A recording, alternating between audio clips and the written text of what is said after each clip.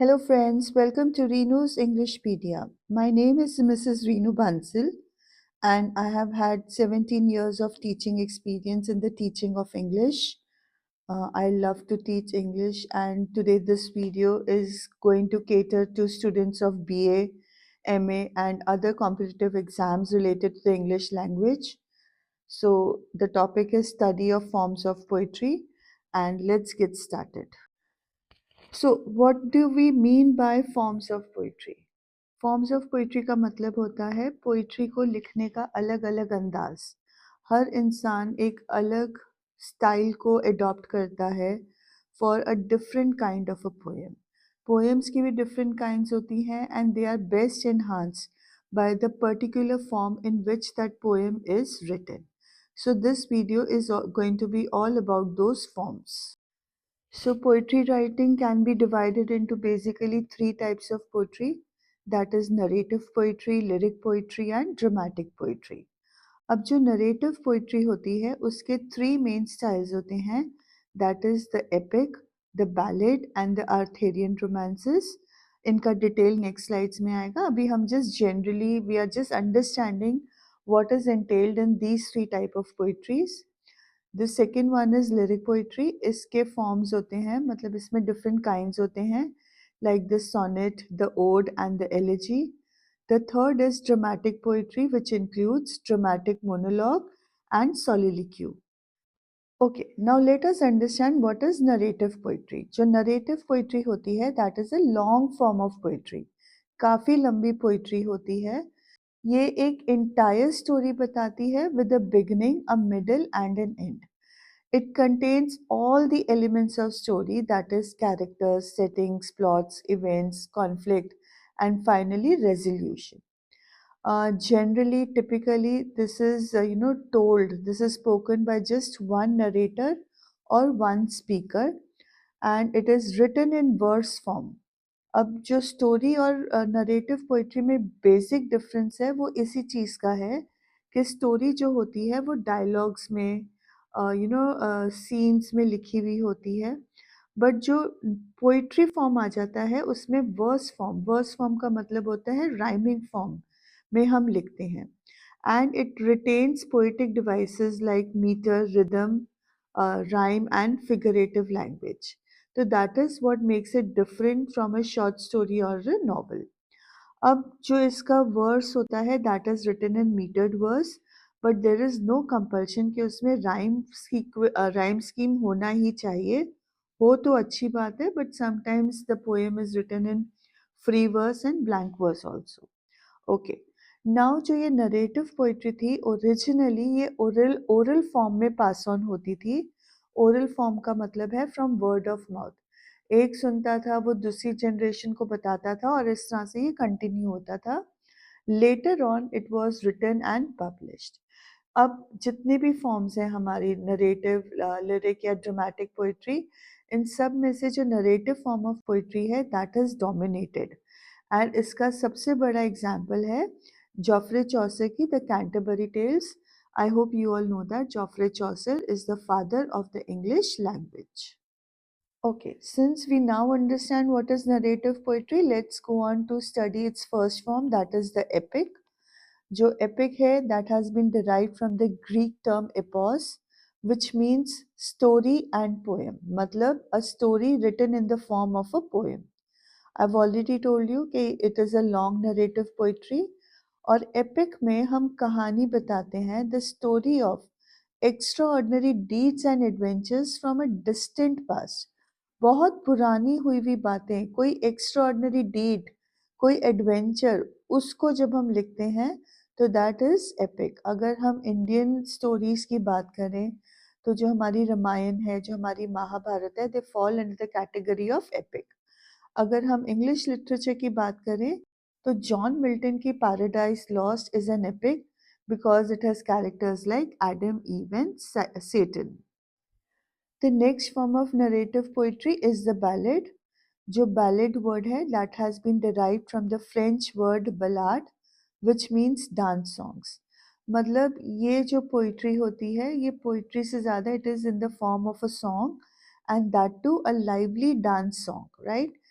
अब इस सॉन्ग में क्या होता है, it tells a story with a musical effect. इसमें आपके पैर अपने आप से चलने लगते हैं, they start moving tapping in rhythm. Again, the ballad has no prescribed structure. It may vary in the number of lines and stanzas. कुछ फिक्स नहीं होता है बैलेड के लिए, बट जनरली हम बोलते हैं क्वार्ट्रेन्स आर एम्प्लॉयड। क्वार्ट्रेन्स का मतलब होता है 4 लाइन स्टैंजास, राइट। और जनरली उनकी राइम स्कीम होती है ए बी सी बी और ए बी ए बी। अब इनके जो बेस्ट एग्जाम्पल्स हैं वो विलियम वर्ड्सवर्थ की लिरिकल बैलेड्स है, या फिर एस.टी. कॉलरिज की the ancient mariner. The last form of narrative poetry are Arthurian romances. अब ये जो आर्थोरियन रोमांसेस थे, they were famous during the 12th century in France. अब ये जो नरेटिव पोइट्री है, ये स्टोरी बताती है about romance and adventure within the Arthurian court. मतलब किंग ऑथर की जो कोर्ट की कहानियां हैं, रोमांस की, एडवेंचर की, ये उन कहानियों पे फोकस करती है जो उस टाइम पीरियड में बैटल्स थे, जो they were fighting of the Saxons. तो उन बैटल्स के ऊपर फोकस करती है, किंग ऑथर के रोमांसेस के ऊपर फोकस करती है, right. He was the ruler in the 5th and the 6th century. तो आर्थेरियन रोमांसेस जो है वो उस पीरियड की रोमांस एंड एडवेंचर स्टोरीज की कहानी बताते हैं। अब the next form of poetry is the lyric poetry. अब लिरिक वर्ड जो है that has been derived from the Greek musical instrument lyre. Lyric poetry क्या होता है, it is a short poem often with song like qualities. उसमें एक lyrical quality होता है, एक सॉन्ग लाइक क्वालिटी होती है, बट ये नरेटिव पोइट्री से डिफरेंट होकर it is a short poem. Short होती है पोइट्री, लॉन्ग नहीं होती है। जो नरेटिव पोइट्री होती है वो लॉन्ग होती है। और इस फॉर्म ऑफ पोइट्री में जो स्पीकर है वो अपने पर्सनल इमोशंस और फीलिंग्स को एक्सप्रेस करता है। अब लिरिक पोइट्री की जो first form, the first different type of lyric poetry we are going to discuss is sonnet. Sonnet जो है that has been derived from the Italian word sonetto which means little song. Little song मतलब छोटा सा गाना। अब sonnet, what is a sonnet? It is a short poem of 14 lines. 14 lines होना ज़रूरी है, इसकी स्ट्रिक्ट राइम स्कीम है, and there is a structure. Now the main topic of a sonnet is generally love and time. And जो Renaissance period था उसमें this form of poetry was the choices the most favoured form of poetry. जो Renaissance period के poets थे, they prefer to write in the form of a sonnet. अब sonnet poetry भी 2 types में है। It is divided into 2 forms. First is the Petrarchan sonnet which is also called the Italian sonnet, and the second is the Elizabethan sonnet, और it is better known as the Shakespearean sonnet. अब जो Petrarchan sonnet है, how is it different from the Elizabethan sonnet?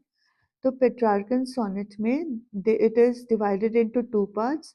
The first part is the octave, which is of 8 lines, and it has the rhyming scheme A B B A B B A. जो second part है, that is the sestet, and it contains the last 6 lines with the rhyme scheme. अब यहाँ पे rhyme scheme could be either C D E C D E or C D C D C D. अब इसी format में, इसी के कारण जो शेक्सपियरियन सोनेट है वो डिफरेंट है, बिकॉज शेक्सपियरियन सोनेट में 3 क्वार्ट्रेन्स हैं। जैसे यहाँ पे हम पेट्रार्कन में ऑक्टेव कह रहे हैं 8 लाइन्स का, तो शेक्सपियरियन सोनेट में 3 क्वार्ट्रेन्स हैं। 3 क्वार्ट्रेन्स मतलब 3 स्टैंजास हैविंग 4 लाइन्स ईच, और जो लास्ट होता है that is 1 couplet. Shakespearean sonnet की खासियत है, it is written in the iambic pentameter, और इसकी जो राइम स्कीम होती है that is A B C D E F and finally the couplet is written in the rhyme scheme of G G. अब इसको शेक्सपियरियन सोनेट इसलिए बोला जाता है क्योंकि विलियम शेक्सपियर के जो सोनेट्स हैं वो इसी फॉर्मेट में लिखे गए हैं। They have become very famous and thus they have become synonymous with the Elizabethan sonnet. The second form of lyric poetry is the ode. जो ode है that has been derived from the Greek word Edion, which means to chant or to sing. Right, again singing quality आप देख रहे हो, lyric poetry है तो singing quality आएगा। अब ये जो पोएम है, ये जो फॉर्मेट ऑफ पोइट्री है, that is a longer form of a lyric poetry, right. अब इसका मतलब इस पोइट्री में हम किस टॉपिक पे लिखते हैं? Basically we express adoration for anything. It could be nature, it could be some object, और it could even be a person. Adoration मतलब जब हम किसी को बहुत ज़्यादा लाइक करते हैं, एडोर करते हैं, पसंद करते हैं, तो दैट इज एडोरेशन। और इसका सबसे अच्छा एग्जाम्पल है जॉन कीट्स की poem ode to a nightingale. The third form of the lyric poetry is elegy, and it has been derived from the Greek word elegos, which means songs of mourning. Obviously, अगर ये song of mourning है तो it is going to be a sad poem. अब इस poem में क्या किया जाता है? हम जो बंदे, someone who is dead, हम उसकी praise भी करते हैं, अपना sorrow भी express करते हैं। तो basically we remember that person through the poem. The best example of elegy is Adonis, written by P.B. Shelley on the death of John Keats. With this, we come to the third form of poetry, that is the dramatic poetry. अब जो dramatic poetry होती है ना, again it is, although it is written in the verse form, but उसका जो intention होता है, उसका जो purpose होता है, that is it should be recited and acted out in public.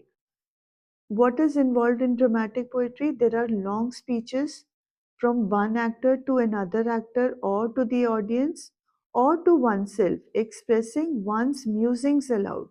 One's musings aloud का मतलब होता है कि हमारे thoughts को हम जोर जोर से बोलते हैं। अब इसका purpose क्या होता है?